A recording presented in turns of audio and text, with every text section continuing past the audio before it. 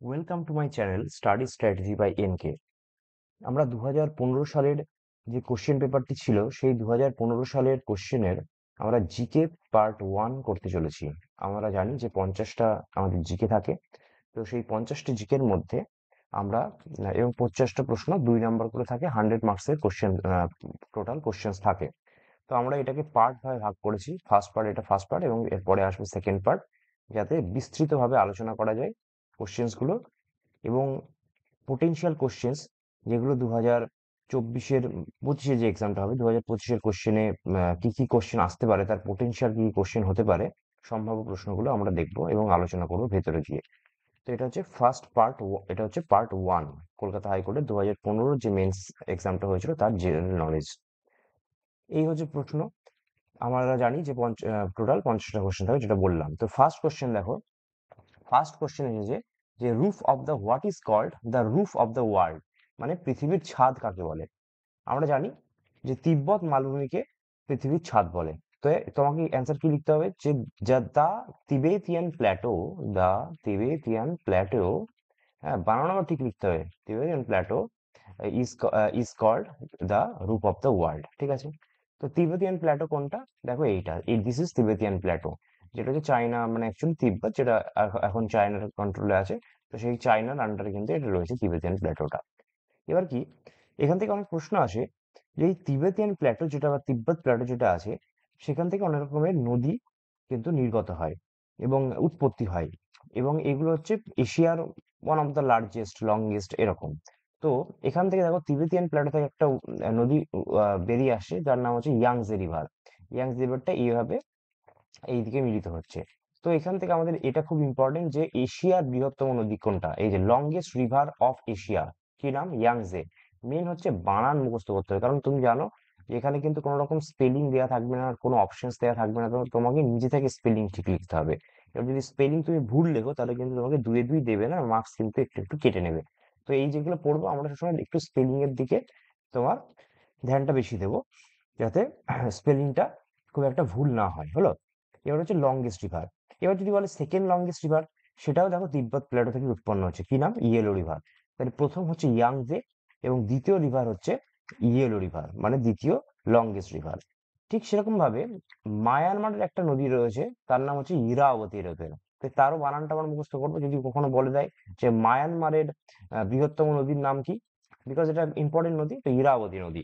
তো মায়ানমারের নদীর নাম বলবো ইরাবতী। ঠিক আছে, এইবার শুধু যদি এশিয়ার মধ্যে সীমাবদ্ধ না থেকে তারা যদি প্রশ্ন করে ওয়ার্ল্ডের রেসপেক্টে, যে ওয়ার্ল্ডের রেসপেক্টে সব থেকে লংগেস্ট নদী কোনটা, তো সেক্ষেত্রে আমরা দেখবো যে ওয়ার্ল্ডে সব থেকে লংগেস্ট নদী হচ্ছে নীল নদী, যেটা হচ্ছে মিশরের নীল নদী, আফ্রিকা, তো নাইল।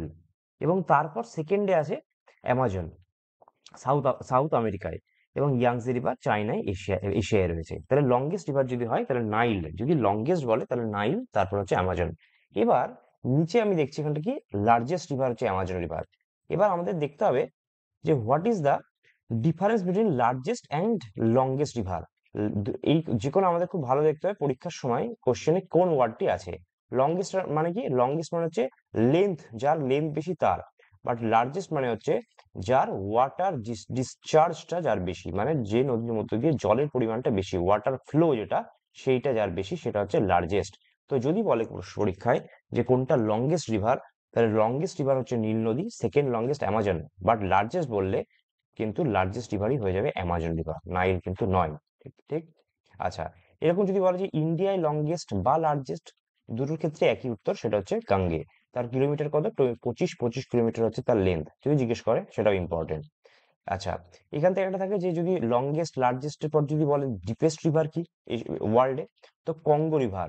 কঙ্গো রিভার হচ্ছে তোমার ওয়ার্ল্ডের ডিপেস্ট রিভার, সেটা কোথায় আছে, আফ্রিকায় আছে। তো তোমার কঙ্গো রিভার হচ্ছে ওয়ার্ল্ডের ডিপেস্ট রিভার। আর যদি ইন্ডিয়ায় বলে তাহলে ব্রহ্মপুত্র হচ্ছে ইন্ডিয়ার ডিপেস্ট রিভার, নট গঙ্গা। ঠিক আছে। আচ্ছা, এই রিভার রিলেটেড আর একটা খুব ইম্পর্টেন্ট প্রশ্ন যেটা আসে, সেটা হচ্ছে এইটা, যে আমরা জানি যে পৃথিবীকে যদি ভাগ করা হয় তাহলে কি 23.5 ডিগ্রি নর্থ, 0 ডিগ্রি, এবং 23.5 ডিগ্রি সাউথ, এইগুলোকে কি বলা হয়, 23.5 ডিগ্রি সাউথ। এটাই কি বলা হয়, এটাকে বলা হয় ট্রপিক অফ ক্যান্সার। এই যে ট্রপিক অফ ক্যান্সার, তারপর কি, তারপর এটা 0 ডিগ্রিকে বলা হয় ইকুয়েটার, এবং এটাকে বলা হয় 23.5 ডিগ্রি সাউথকে ট্রপিক অফ ক্যাপ্রিকর্ন।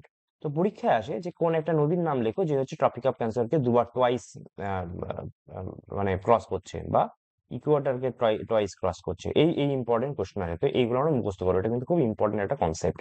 কি, যে ক্যান্সার, ট্রপিক অফ ক্যান্সার যেটা হচ্ছে 23.5 ডিগ্রি নর্থ, সেটা দেখতে পাচ্ছি আমরা যে ইন্ডিয়ার উপর দিয়ে যায়।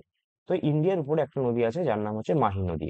আমরা জানি মাহি হচ্ছে তোমার ওয়েস্ট ফ্লোয়িং রিভার। তো মাহি নদীকে তোমার ট্রপিক অফ ক্যান্সার মানে মাহি নদী ট্রপিক অফ ক্যান্সারকে দুবার ক্রস করে। ঠিক সেভাবে যদি বলে ইকুয়েটরকে দুবার ক্রস করে কোন নদী? Congo river. এই কঙ্গো রিভার এক্ষুনি পড়লাম আফ্রিকার নদী, এবং এটা কি, এটা হচ্ছে ডিপেস্ট রিভার।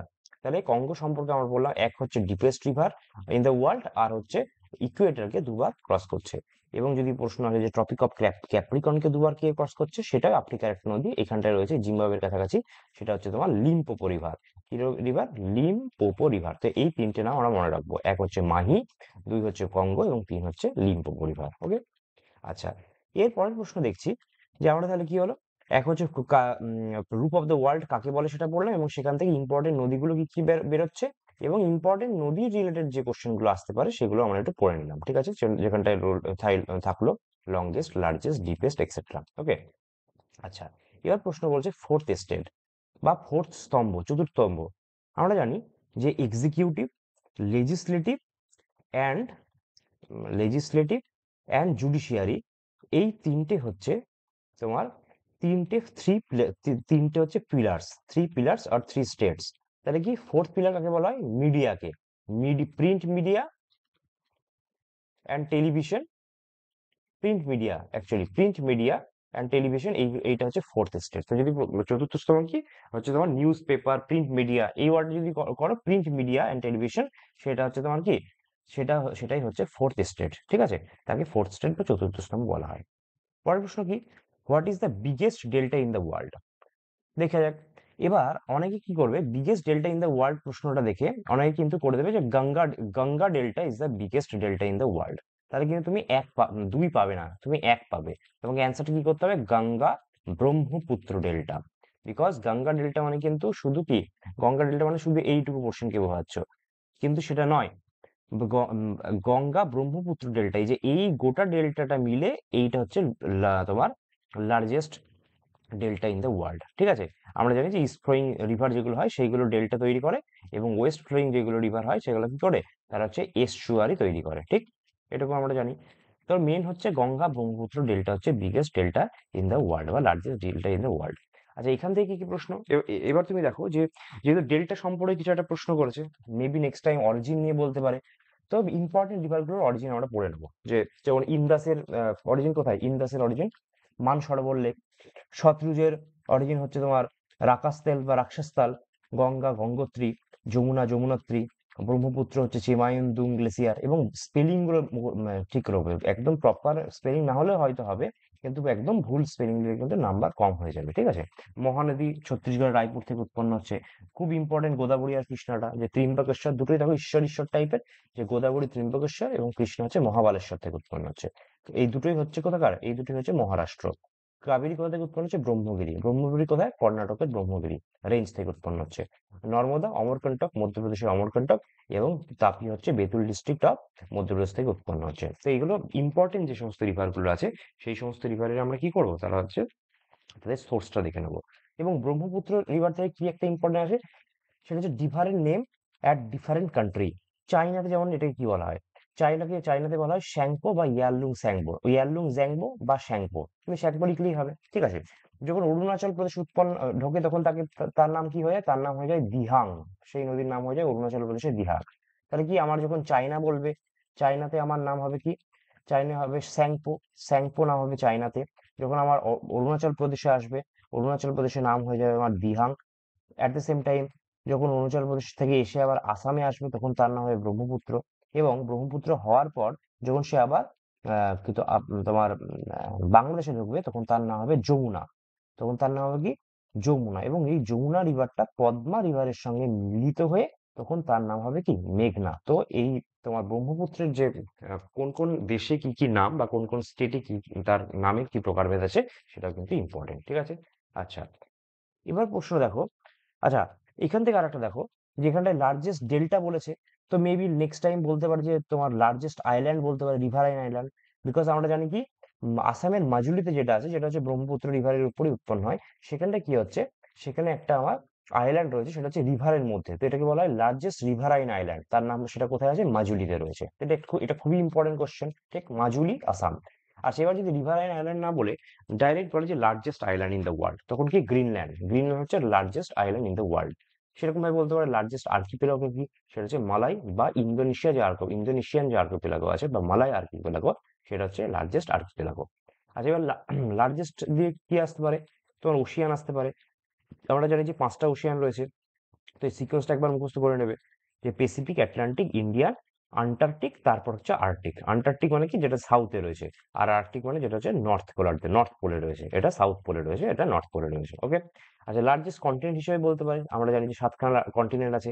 কি কি, এশিয়া, আফ্রিকা, তারপর North America, South America, Antarctica, আন্টার্কটিকার থেকে পরে হচ্ছে ইউরোপ, অস্ট্রেলিয়া। আমরা কনফিউশন করি আন্টার্কটিকা আর ইউরোপের মধ্যে। আন্টার্কটিকা গ্রেটার দ্যান ইউরোপ, আর সব থেকে ছোট তো অস্ট্রেলিয়া আমরা জানি, বাট ইউরোপের থেকেও আন্টার্কটিকা বড়, বাদ বাকি সামনের গুলো আমরা মনে থাকি। আচ্ছা, এখান থেকে ওশিয়ান থেকে যদি প্রশ্ন আসে, তখন ডিপেস্ট পয়েন্টটাও জিজ্ঞেস করে, যে কোন কোন ওশিয়ানের, 3টে মেনলি যে বড় বড় ওশিয়ান আছে তাদের ডিপেস্ট পয়েন্ট কি। তো প্যাসিফিক ওশিয়ানের প্রশান্ত মহাসাগর ডিপেস্ট পয়েন্ট কি, এটা আমরা মোটামুটি সবাই জানি, মারিয়ানা ট্রেঞ্চ। ঠিক, মানে একদম নিচে, অনেকটা নিচে রয়েছে। আটলান্টিকের মধ্যে কি, আটলান্টিকের ডিপেস্ট পয়েন্ট হচ্ছে পুর্তরিকো, বানানটা দেখবে ভালো হবে, পুর্তরিকো ট্রেঞ্চ। আর ইন্ডিয়ার হচ্ছে সুমডা ট্রেঞ্চ, হচ্ছে ইন্ডিয়ান মহাসাগর, যার ইন্ডিয়ান ওশিয়ান যে আছে তার সব থেকে ডিপেস্ট পয়েন্ট হচ্ছে সুমডা ট্রেঞ্চ। ওকে। পরের কোশ্চেন কি, পরের কোশ্চেন দেখো, বলছে what is restricted by ozone layer. তার মানে আমি বুঝতে পারছি যে অ্যাটমসফিয়ার থেকে কিন্তু প্রশ্ন করছে, তার মানে বিভিন্ন অ্যাটমসফিয়ার থেকে বিভিন্ন টাইপের প্রশ্ন আসতে পারে। তো দেখি, প্রথমত আমরা লেয়ার্স অফ অ্যাটমসফিয়ার দেখবো, যে সব থেকে নিচে ট্রপোস্ফিয়ার, তারপর stratosphere, mesosphere, thermosphere and exosphere. তো এখানটা কি, ট্রপোস্ফিয়ার হচ্ছে 0 থেকে 8 এবং 0 থেকে 16 পর্যন্ত তোমার ইয়ে আছে। আর 0 থেকে 8 কোথায়, পোলে।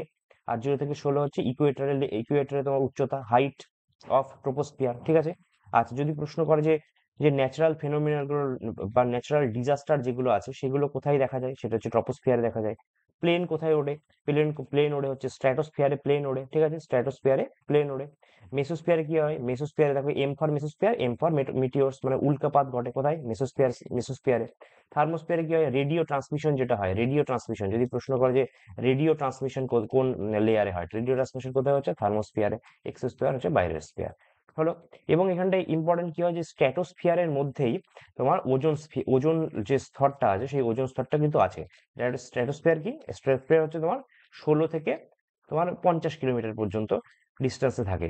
এবং এর মধ্যে যে 25 থেকে 30 কিলোমিটার যে হাইট রয়েছে, এইখানটায় হচ্ছে তোমার ওজোন স্তরটা রয়েছে। এই ওজোন স্তর কি করে, আল্ট্রা ভায়োলেট যে রেটা আছে, সেই আল্ট্রা ভায়োলেট রেকে কি করে, প্রোটেক্ট করে। তাহলে এক হচ্ছে আমি কিলোমিটার দেখলাম, 25 থেকে 30 কিলোমিটার। যদি বলে ওজোন স্তরটা কোন স্পিয়ারে রয়েছে, সেটা হচ্ছে স্ট্র্যাটোস্ফিয়ারে রয়েছে, 25 থেকে 30 কিলোমিটার ডিস্টেন্সে রয়েছে, হাইটে রয়েছে, এবং সেটা হচ্ছে আল্ট্রা ভায়োলেট রেকে প্রোটেক্ট করে। হলো। আচ্ছা, এরপরের প্রশ্ন দেখো, বলেছিল যে name the instrument which is use to measure the depth of the ওশিয়ানের ডেপথ, মানে একটা ইনস্ট্রুমেন্টের প্রশ্ন করছে।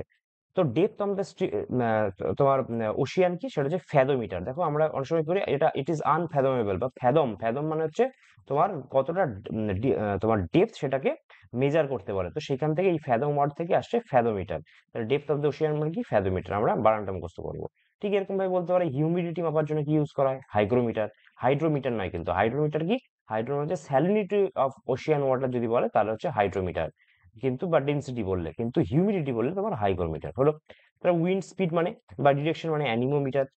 Air pressure barometer. Milk purity, lactic acid থেকে ল্যাক্টোমিটার। ইলেকট্রিক কারেন্ট হলে অ্যামমিটার।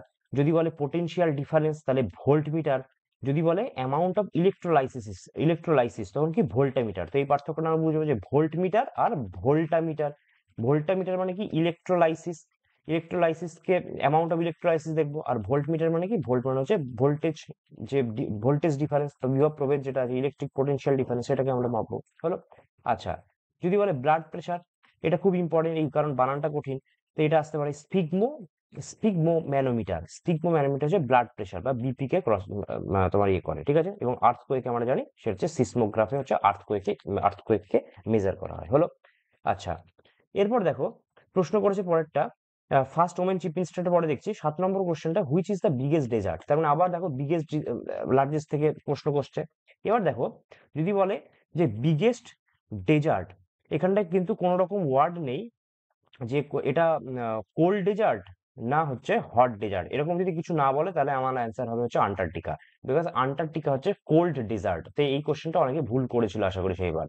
যদি বলে যে বিগেস্ট ডেজার্ট কি, তাহলে কিন্তু আমাকে বলতে হবে আন্টার্কটিকা হচ্ছে বিগেস্ট ডেজার্ট। কেন? কারণ এখানটা কিন্তু কোনো হট বা কোল্ড বলা নেই। তো আন্টার্কটিকা হচ্ছে সব থেকে বিগেস্ট, তারপর আর্কটিক, তারপর হচ্ছে সাহারা। তার মানে কি হচ্ছে, প্রথমে সাউথ পোল, তার থেকে একটু ছোট নর্থ পোল, এবং তারপর হচ্ছে সাহারা। যদি এরকম বলতো যে হট ডেজার্ট সব থেকে বড় কি, তাহলে হচ্ছে সাহারা, যেটা হচ্ছে আফ্রিকায় রয়েছে। কিন্তু যদি এরকম হট বা কোল্ড না দেওয়া থাকে, তাহলে তোমার অ্যান্সার হচ্ছে প্রথমে আন্টার্কটিকা হচ্ছে সব থেকে বড় হচ্ছে কোল্ড ডেজার্ট। ওকে। আচ্ছা, গোবি এরকম ইম্পর্টেন্ট থাকে যে গোবি মরুভূমিটা কোথায় অবস্থিত? মঙ্গোলিয়ায়। এবং আমরা জানি থার্ড ডেজার্ট হচ্ছে north West part of India, রাজস্থানের দিকে থার্ড ডেজার্ট রয়েছে। হলো। এবার প্রশ্ন করছে what is the first women. আমি আগের দিনে বলছিলাম যে উম্যান রিলেটেড কোশ্চেন সবসময় পরীক্ষায় আসবে।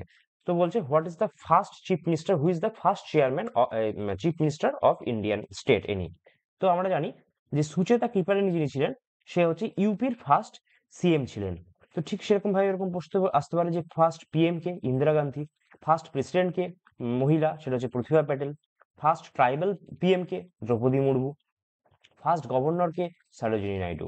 সরোজিনী নাইডুও তোমার গভর্নর ছিল ইউপির ফার্স্ট, সিএম হিসাবেও সুচেতা কৃপালিনী ছিল ইউপিরই সিএম। তার মানে আমি ফার্স্ট ওমেন হিসাবে কি হচ্ছে ইউপির সিএম আর হচ্ছে গভর্নর, এই দুটোই কিন্তু ফার্স্ট হয়েছিল কোন একটা স্টেটের ওমেন সিএম বা গভর্নর। হলো। এবার একটা ইম্পর্টেন্ট থাকে যে সরোজিনী নাইডুকে ইন্ডিয়াস নাইটেঙ্গেল বলা হয়। এবার এই নাইটেঙ্গেল রিলেটেড কোশ্চেনটা কি, যে তার মানে নাইটেঙ্গেল কেন বলা হয়? কারণ সে সোশ্যাল ওয়ার্কের, সোশ্যাল অ্যাক্টিভিটি বা সোশ্যাল ওয়ার্কের সঙ্গে তোমার জড়িত ছিল। এরকম যদি একদম বলে এই কোশ্চেনটা যে লেডি উইথ দ্য ল্যাম্প কাকে বলে, তখন দেখো আবার ইন্ডিয়াস নাইটেঙ্গেল বলা হয় তোমার সরোজিনী নাইডুকে। আর ফ্লোরেন্স নাইটেঙ্গেলকে বলা হয় কি লেডি উইথ দ্য ল্যাম্প। কেন? বিকজ সে হচ্ছে একজন নার্স ছিল, সে ক্রিমিয়ান ওয়ার যখন চলছিল, ক্রিমিয়ান ওয়ার 1853 থেকে 56, তখন কি হচ্ছে ল্যাম্প নিয়ে গিয়ে বিভিন্ন সোলজারদের, উন্ডেড যে সোলজার থাকতো, তাদের কি, তাদেরকে হচ্ছে তোমার সেবা শুশ্রূষা করতে, ঠিক আছে, উন্ডেড সোলজারদের সেবা শুশ্রূষা করতে বলবে ফ্লোরেন্স নাইটেঙ্গেলকে বলা হতো লেডি উইথ দ্য ল্যাম্প। আর একটা কি, ফার্স্ট ডিফেন্স মিনিস্টার যদি বলে, তাহলে নির্মলা সীতারামন হচ্ছে ফার্স্ট ডিফেন্স মিনিস্টার। হলো। আচ্ছা, তারপরে কোশ্চেন কি, তারপর বলছে যে দেখো লেডি উইথ দ্য ল্যাম্প, তাহলে কি হচ্ছে ফ্লোরেন্স নাইটেঙ্গেল হচ্ছে লেডি উইথ দ্য ল্যাম্প, সেটা আমরা পড়লাম। এবং ভারতীয় নাইটেঙ্গেলকে বলতো সরোজিনী নাইডুকে বলা হতো। এদিকে বললাম সুচেতা কৃপালিনী ছিলেন কি first women CM of any state, that is UP state. হলো, এটুকু হলো। আচ্ছা, এবার 9 নম্বর কোশ্চেন দেখো, who preside over the meeting of Rajya Sabha. এবার আমরা জানি যে আমাদের পার্লিয়ামেন্টে কিন্তু আমরা 3 ভাগে ভাগ করি। এক হচ্ছে প্রেসিডেন্ট, 2 হচ্ছে রাজ্যসভা, এবং 3 হচ্ছে লোকসভা। এই রাজ্যসভার যে প্রিসাইড করে সে হচ্ছে কি, সে হচ্ছে তোমার চেয়ারম্যান। সে হচ্ছে চেয়ারম্যান, তার পদের নাম চেয়ারম্যান। আর যে ডেপুটি থাকে সে হচ্ছে ডেপুটি চেয়ারম্যান। বা লোকসভার ক্ষেত্রে কি, লোকসভার ক্ষেত্রে হচ্ছে স্পিকার, এবং এটা হচ্ছে ডেপুটি স্পিকার। তো এখানে প্রশ্ন কি করেছে, এখানে প্রশ্ন করেছে যে who preside over the meeting of the Rajya Sabha. তার মানে আমার অ্যান্সার কি হবে, চেয়ারম্যান, নট দ্য স্পিকার। তো আমার চেয়ারম্যান হবে অ্যান্সার। হলো। আচ্ছা, পরের প্রশ্ন কি, which two countries which two countries are separated by McMahon line. তার মানে ইন্টারন্যাশনাল বর্ডার লাইন দিয়ে বলছে। দেখি ইন্টারন্যাশনাল বর্ডার, ম্যাকমোহন আমরা সবাই জানি যে ইন্ডিয়া আর চায়না হচ্ছে ম্যাকমোহন লাইন। রেড ক্লিফ কি, এরকম আসতে পারে রেড ক্লিফ হচ্ছে India Pakistan. Duran line Pakistan Afghanistan. এরপর কি কয়েকটা তিনটে প্যারাল, মানে এরকম প্যারালাল লাইন্স বলে, এই প্যারালাল লাইন্স এর কয়েকটা ইম্পর্টেন্ট থাকে, সেটা হচ্ছে কি কি, 17, 38 আর 49। এই 49 নম্বর হচ্ছে সব থেকে লংগেস্ট কোন একটা দুটো স্টেটের মধ্যে, দুটো কান্ট্রির মধ্যে বাউন্ডারি, সেটা কার মধ্যে হচ্ছে ইউএসএ এবং কানাডা। 49th প্যারালাল, ঠিক আছে, 49th প্যারালাল। 70তে কি, 70তে হচ্ছে নর্থ ভিয়েতনাম এবং সাউথ ভিয়েতনাম, এই দুজনের মধ্যে কি হচ্ছে বাউন্ডারি। এবং 38তে রয়েছে নর্থ কোরিয়া অ্যান্ড সাউথ কোরিয়ার মধ্যে বাউন্ডারি, ঠিক আছে। এই প্যারালাল গুলো কি ইম্পর্টেন্ট। আর কয়েকটা কি, আর কয়েকটা হচ্ছে হিন্ডেনবার্গ আর হচ্ছে অর্ডার নেজে। এই অর্ডার নেজে এই দুটো রয়েছে পোল্যান্ড এবং জার্মানির মধ্যে। আর জার্মানি আর ফ্রান্সের মধ্যে রয়েছে ম্যাগিনট লাইন। এই কয়েকটা লাইন খুব ইম্পর্টেন্ট, এর মধ্যে থেকে দেখবে কয়েকটা কিছু একটা আসতে পারে প্যারালাল লাইন হিসেবে। এবার ম্যাকমোহন এসছে 2015-তে, এবার হয়তো অন্য কিছু একটা আসবে, হয়তো 38 বা 17 প্যারালাল বা 49। মনে রাখবে যে 17 মানে ভিয়েতনাম, 38 মানে নর্থ কোরিয়া সাউথ কোরিয়া, 14 হচ্ছে ইউএস কানাডা। হিন্ডেনবার্গ রিপোর্ট যেটা আসতো, হিন্ডেনবার্গ অর্ডার নিচে হচ্ছে জার্মানি এবং পোল্যান্ড, আর ম্যাগিনট হচ্ছে জার্মানি আর ফ্রান্স। হলো। এবার হচ্ছে পরের প্রশ্ন কি, যে what does the acronym STD stand for. এই এসটিডি কি, এক তো হতে পারে যে সেক্সুয়াল ট্রান্সমিটেড ডিজিজ, এটা একটা থাকে, বাট এটা কি টেলিফোন বুথে বলছে, তার মানে এটা নয়। তাহলে এই হচ্ছে টেলিফোন বুথ, সেখানে দেখো এসটিডি আইএসডি পিসিও লেখা আছে। তো এইগুলো আমরা পড়ে নেবো। এসটিডি মানে কি সাবস্ক্রাইবার ট্রাঙ্ক ডায়ালিং, মুখস্থ করে নেবো একদম ইম্পর্টেন্ট এগুলো। আইএসডি মানে কি ইন্টারন্যাশনাল সাবস্ক্রাইবার ডায়ালিং। পিসিও মানে পাবলিক কল অফিস। সিম মানে সেরকম সিম কার্ডের যে সেটা ইম্পর্টেন্ট খুব, সাবস্ক্রাইবার আইডেন্টিটি মডিউল। এটিএম পড়বে, এটা কি অটোমেটেড, অনেকে কি করে অটোমেটিক করে দেয়, অটোমেটিক কিন্তু নয়, এটা হচ্ছে অটোমেটেড টেলার মেশিন, ঠিক আছে, ইম্পর্টেন্ট এটা। Pin personal identification number, OTP one time password. তারপর কি এমআইসিআর, এটা তোমার চেকে থাকে, চেক বই। এমআইসিআর মানে ম্যাগনেটিক ইঙ্ক ক্যারেক্টার রিকগনিশন। ভীম, যেটা আমরা ইউজ করি, ভীম UPI, Bharat interface for money. UPI এর পুরো নাম আসতে পারে unified payments interface. OMR optical mark recognition. MRI magnetic resonance imaging. EVM vote related আসতে পারে, ইভিএম মানে ইলেকট্রনিক ভোটিং মেশিন। ভিপিপ্যাট মানে কি ভোটার ভেরিফিয়েবল পেপার অডিট ট্রেল, যেটা সেই আমরা দেখি যে আমরা যেটাতে ভোট দিয়েছি সেই পেপারটা পড়ে যায়, তো ভিভিপ্যাট এর পুরো নাম আসতে পারে, ঠিক আছে। তো এই কটা শর্ট ফর্ম দেখে নেবে। আচ্ছা, এবার কোশ্চেন কি, এবার বলছে oldest oil refinery in India কোথায় রয়েছে। আমরা জানি যে 1901 সালে আসামের ডিগবয় প্রথম হচ্ছে তোমার ফার্স্ট এই তোমার অয়েল রিফাইনারি তৈরি মানে পাওয়া যায় বা তৈরি করা হয়, সেটা হচ্ছে তাহলে ফার্স্ট হচ্ছে অয়েল রিফাইনারি কোথায়, সেটা হচ্ছে ডিগবয় আসামে রয়েছে। পরের কোশ্চেন কি, who is known as the guardian of public purse. Guardian of public purse কাকে বলা হয়, ক্যাগ কে বলা হয়। কিন্তু ক্যাগ লিখলে তো হবে না, তার পুরো নাম করতে হবে। এবার এখানে কনফিউশন হয় কি, কন্ট্রোলার কিন্তু নয়, এটা হচ্ছে কম্পট্রোলার। অনেকেই বানান ভুল লেগে, controller and auditor general of India. এবার কি সবাই এটা কন্ট্রোলারটা কি করে দেয়, কন্ট্রোলার করে দেয়, তাহলে কি তুমি 2 নম্বর কিন্তু পাবে না। তাহলে তোমাকে বানানটা দেখতে হবে যে কন্ট্রোলার অ্যান্ড অডিটর জেনারেল, সেটা কত নম্বর আর্টিকেল রয়েছে, 148 আর্টিকেল অফ ইন্ডিয়ান কনস্টিটিউশন রয়েছে। এবার প্রশ্ন করেছে for galvanising iron which metal is used. আয়রনকে গ্যালভানাইজ করতে কি ইউজ করা হয়। এবার গ্যালভানাইজেশন কেন করা হয়, যাতে আয়রনে কোনো রকম রাস্ট না হয়, মানে রাস্ট ফ্রি বানানোর জন্য কি করা হয়, গ্যালভানাইজেশন বানানো হয়। কি ইউজ করা হয়, জিঙ্ক, মুখস্থ করবো, আয়রনের উপর জিঙ্ক ইউজ করা হয়। যদি এবার গ্যালভানাইজেশন না বলে বলা হয় ভ্যালকানাইজেশন, ভ্যালকানাইজেশন করা হয় রাবার, কেন করা হয়, হার্ডেনিং, রবারকে হার্ড বানাতে সেটাকে ইউজ করা হয় হচ্ছে ভ্যালকানাইজেশন। সেক্ষেত্রে কি ইউজ করা হয়, সালফার, তো এটা ইম্পর্টেন্ট, সালফার ইউজ করা হয়। ওকে, আচ্ছা, পরের প্রশ্ন কি, what is known as the hardest substance available on earth. Hardest substance হচ্ছে তোমার ডায়মন্ড। কিন্তু যদি বলে যে কার হচ্ছে ডেনসিটি সব থেকে বেশি, সব থেকে ডেন্স, তাহলে হচ্ছে অসমিয়াম। আর যদি বলে লাইটেস্ট, সব থেকে লাইট কি রয়েছে, লাইটেস্ট মেটাল কি রয়েছে, তাহলে তোমাকে বলতে হবে লিথিয়াম। হলো, এই কয়েকটা মনে রাখবে। আচ্ছা, কেমিস্ট্রি রিলেটেড, তারা বলছে what is the highest gallantry award in India. সব থেকে বীরত্বের যে ইয়েটা রয়েছে সেটা কি, হাইয়েস্ট গ্যালান্টারি অ্যাওয়ার্ড আছে পিভিসি। পিভিসি মানে কি, পরমবীর চক্র, সেটা। আর সেকেন্ড হচ্ছে মহাবীর চক্র। পরমবীর চক্র প্রথম কে পেয়েছিলেন, সোমনাথ শর্মা, এটা ইম্পর্টেন্ট, সোমনাথ শর্মা হচ্ছে পরমবীর চক্র প্রথম পেয়েছিলেন। এটা হচ্ছে হাইয়েস্ট গ্যালান্টারি অ্যাওয়ার্ড। বাট যদি বলে এটা হচ্ছে যুদ্ধকালীন, বাট যদি বলে যে piece time highest gallantry award কি, সেটা হচ্ছে অশোক চক্র। এটা কনফিউশন হবে না, বিকজ আমরা জানি যে অশোক হচ্ছে পিসের সঙ্গে রিলেটেড, তো পিস টাইম মে যে ব্রেভারির জন্য যে হাইয়েস্ট গ্যালান্টারি অ্যাওয়ার্ড দেওয়া হয় সেটা হচ্ছে অশোক চক্র। আর যুদ্ধক্ষেত্রে যেটা হয় সেটা হচ্ছে সেটা হচ্ছে তোমার গ্যালান্টারি অ্যাওয়ার্ড, সেটা হচ্ছে তোমার পরমবীর চক্র। আচ্ছা, পরের প্রশ্ন কি দিয়েছে, তারপরে কোশ্চেন দেখো, বলছে in which field Pulitzer prize is awarded. Pulitzer কিসে দেওয়া হয়, পুলিৎজার অনেক কিছুতে দেওয়া হয়, কি কি, print journalism, literary achievements and musical composition. তার মানে কি কি কোন কোন ধরো এরকম কোশ্চেন আসতে পারে যে নোবেল প্রাইজ কোন কোন ফিল্ডে দেওয়া হয়, তখন কি করতে হবে, তোমাকে মেডিসিন বলতে হবে, কেমিস্ট্রি, ফিজিক্স, ইকোনমিক, লিটারেচার আর পিস। ছখানা কি ফিল্ড, 6 জন মনে রাখতে হবে, তো এরকম প্রশ্ন আসতে পারে। আসতে পারে কলিঙ্গ অ্যাওয়ার্ড কোথায় দেওয়া হয়, সায়েন্সের ফিল্ডে কলিঙ্গ দেওয়া হয়। রামন ম্যাগসেসে কোথায় দেওয়া হয়, community leadership, journalism, literature, government সার্ভিসের জন্য দেওয়া হয়। যেমন একবার তোমার রবিশ কুমার পেয়েছিল রামন ম্যাগসেসে অ্যাওয়ার্ড, তাই না। তো এরকম ভাবে বিনোবা ভাবে হচ্ছে প্রথম তোমার ইন্ডিয়ান যে হচ্ছে রামন ম্যাগসেসে অ্যাওয়ার্ড পেয়েছে। তো এরকম টাইপের কোশ্চেন গুলো আমরা দেখে নেবো, ঠিক আছে। যে পুলিশ অ্যাওয়ার্ড কোথায় দেওয়া হচ্ছে, print journalism, literary achievements and musical কম্পোজিশনে। পরের প্রশ্ন কি দিচ্ছে, পরের প্রশ্ন বলছে যে রেডিও অ্যাক্টিভ এলিমেন্ট রেডিয়ামকে কে বের করেছে, মানে কে তোমার ডিসকভারি করেছে। তো সায়েন্টিফিক ডিসকভারি ইম্পর্টেন্ট হয়ে যায়, সায়েন্টিফিক ডিসকভারিটা কিন্তু ইম্পর্টেন্ট হয়ে যায় আমার। এবার কি, রেডিয়ামটা যে বের করে আবিষ্কার করেছে সে হচ্ছে Marie Curie and Pierre Curie. আমরা জানি এরা হচ্ছে হাজব্যান্ড অ্যান্ড ওয়াইফ ছিল, তাহলে Marie Curie and Pierre Curie radium বানিয়েছে। সেক্ষেত্রে আমার বাকিগুলো ইম্পর্টেন্ট হচ্ছে যে প্রোটনকে কে ডিসকভার করেছে, প্রোটন করেছে Ernest Rutherford. Neutron Chadwick. Electron J J Thomson, বানানগুলো James Chadwick, J J Thomson, বানান মুখস্থ করতে হয়। Positron Carl Anderson. Hydrogen Henry Cavendish. Oxygen Joseph Priestley অক্সিজেনকে আবিষ্কার করেছিল। কিন্তু যদি বলা যে হু নেমড অক্সিজেন, নামকরণ কে করেছিল, সেটা হচ্ছে অ্যান্টনি লেভোইসিয়ার। এই বানান মুখস্থ করতে হবে, অ্যান্টনি লেভোইসিয়ার। ইনার্ট গ্যাস কি করেছে, উইলিয়াম র্যামসে। রেডিয়ামটা বললাম, নাইট্রোজেন হচ্ছে ড্যানিয়েল রাদারফোর্ড, এটা আর্নেস্ট রাদারফোর্ড হচ্ছে প্রোটন, কিন্তু নাইট্রোজেন বললে Daniel Rutherford. Telephone Graham Bell. Bulb হচ্ছে তোমার ইলেকট্রিক বাল্ব হচ্ছে থমাস আলভা এডিসন। এই আলভা আমরা যদি এক্সামে আমরা সবসময় আলফা করে দিয়ে চলে এসেছিলাম, অ্যাকচুয়ালি এটা হচ্ছে আলভা, থমাস আলভা এডিসন। আচ্ছা, তারপর কি, তারপর প্রশ্ন করেছে দেখো, হু রোড অর্থশাস্ত্র। আমরা জানি অর্থশাস্ত্র কে লিখেছে, অর্থশাস্ত্র লিখেছে চাণক্য। তো আমরা সবাই মোটামুটি এটা জানি যে কৌটিল্য এর, বা এরকম প্রশ্ন আসতে পারে যে তোমার কি কি নাম ছিল তার, তা চাণক্য, কৌটিল্য বা বিষ্ণুগুপ্ত, এই তিনটে কার নাম ছিল, একজনেরই নাম ছিল, এবং তিনি লিখেছিলেন অর্থশাস্ত্র। বাট অর্থ মানে ফিনান্সের কিন্তু বই নয়, এটা হচ্ছে কি স্টেট ক্রাফটের উপর বই। তো এই ওয়ার্ডটা যদি থাকে তাহলে নাম্বার পাবে, ফিনান্স ফিনান্স লিখলে কিন্তু নাম্বার পাবে না। যে principal and practice of state craft, মানে তোমার ডিপ্লোম্যাসি নিয়ে তোমার বইটা ছিল, ঠিক আছে। তো মেন হচ্ছে এটা পড়তে হবে যে স্টেট ক্রাফট নিয়ে ইয়ে করেছিল। এবং 19 নম্বর কোশ্চেনটা থেকে গেল একটা, সেটা হচ্ছে হিরোশিমা ডে কোন দিন অবজার্ভ করা হয়। খুব ইম্পর্টেন্ট কোশ্চেন। আমরা জানি যে দ্বিতীয় বিশ্বযুদ্ধ যখন চলছে, সেকেন্ড ওয়ার্ল্ড ওয়ার যখন চলছে, তখন একদম at the end of the ইয়েতে কি হচ্ছে, জাপানকে যখন কন্ট্রোল করতে পারছে না, তখন ইউএসএ কি করলো, এখানটা হচ্ছে নিউক্লিয়ার বম ফাটালো। তো আমাদের মনে রাখতে হবে যে একটা হচ্ছে 6ই আগস্ট আর একটা হচ্ছে আমার 9ই আগস্ট।